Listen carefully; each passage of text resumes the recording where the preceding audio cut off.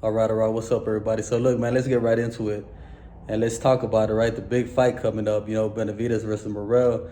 This could potentially be fight of the year. This is a candidate for fight of the year, in my opinion, man. And I think nobody could disagree, bro. I think everybody's looking forward to watching this fight.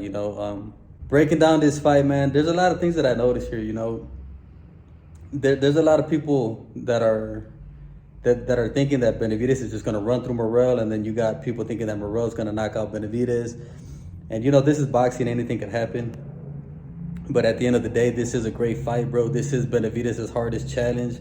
This is Morel's hardest challenge.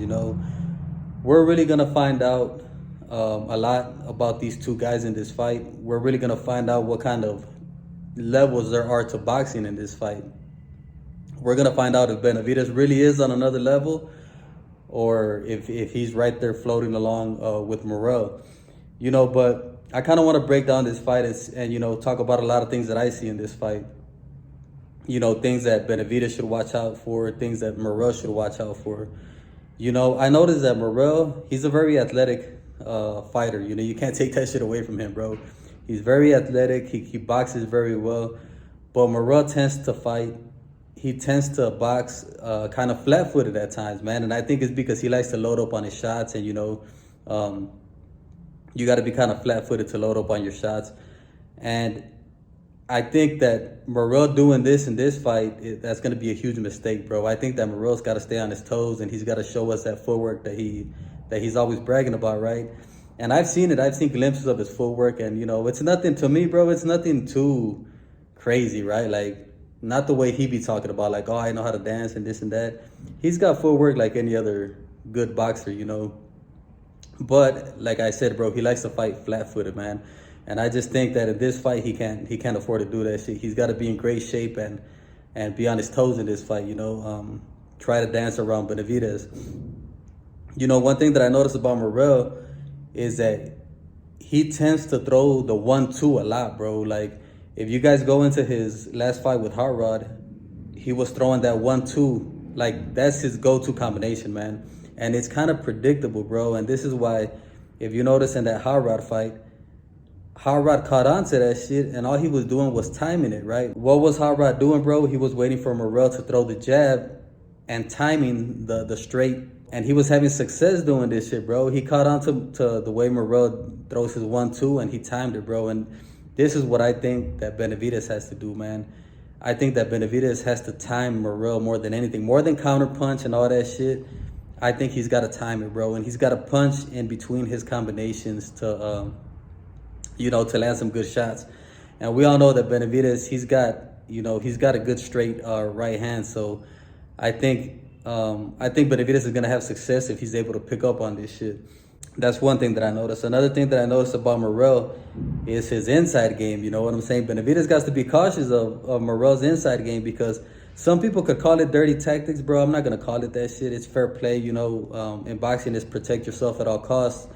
But when Morel clinches up with fighters, he'll clinch up, and you know how they kind of like they kind of like chill out, right? Like, they make it seem like they're not gonna throw anymore. But Morel will clinch up, and if the referee isn't breaking them apart, he'll pull out of that shit real quick and just throw you could call it a dirty shot, right? But like I said, I don't call it a dirty shot. But he'll throw like a sneaky shot, you know what I'm saying? He'll try to sneak in some shots on the inside, man. And I think Benavidez has to be very cautious of this shit, in the clinch, just be mindful of your defense, bro. And, just don't try to, if you clinch up with Morel, you better clinch good, right? Like, don't get lazy in there and allow Morel to get off one of those sneaky punches, because I've seen Morel knock people out getting out of the clinch, bro, with those sneaky shots. He breaks away real quick and he throws that shot, and I've actually seen him knock somebody out like that. And he does this a lot, bro. This is one of his tactics, So Benavidez has to be very mindful of that coming from Morel. What else, man? In an interview, it was like an interview where Benavidez was kind of giving some pointers and shit to some young fighter that I think that's in his training camp. And Benavidez, and see, this, I had told you guys this also, bro. This is what a lot of fighters do. Even like Tank Davis, he does this shit. Benavidez was telling the other fighter, He's all like, hey man, look, in the first couple of rounds, every fighter comes with adrenaline. You know what I'm saying? They all come with adrenaline, and you got to be mindful in the first couple of rounds. And Benavidez is pretty much saying how you just kind of got to weather the storm in the first couple of rounds till that adrenaline goes down, and then you got to start putting in work, you know? Because if you fall into trying to trade with these guys when they're full adrenaline, that's when they're actually hitting a lot harder, and they drain themselves a lot more, man. So with Benavidez knowing this shit, and it's pretty obvious because of the way he fights, you know, Benavidez, they say that he loses the first couple of rounds, but in my opinion, it's kind of like the Gervonta Tank Davis thing where he just throws them away, bro. Like, he's just waiting for the fighters to get a little bit of steam off of their punches, and then they start going to work. But I think this is the perfect game plan for somebody like Morel, bro. You can't let Morel get too confident and let him work too much in the first couple of rounds, but you gotta let him work, and then you do your thing, be defensive, counter shots. Just weather the first couple of rounds, right? Weather the storm in the first couple of rounds against Morel. Take him to the deep waters and drown him, because yes, man, Morel gets frustrated, bro. If he can't get somebody out of there, bro, Morel gets frustrated, man. And he looks like a big ass little kid, bro, like with no answers. I've seen his corner just chew his ass out, like, at times, you know what I'm saying? His corner even told him one time, like, hey, you're giving away the rounds, you know what I'm saying? You're giving away the rounds because you're being lazy. You're not fighting, you're not fighting for the full round. And this is why I say that Benavidez has to take him to the deep waters and drown his ass, because it does seem like Morel, he could fade. I'm not going to say that he has a tendency to fade in the late rounds, but he could, and this is where somebody like Benavidez is going to want to take this fight and drown Morel in the deep waters, because Benavidez builds late in the fight, and this is where he gets his momentum going and this and that.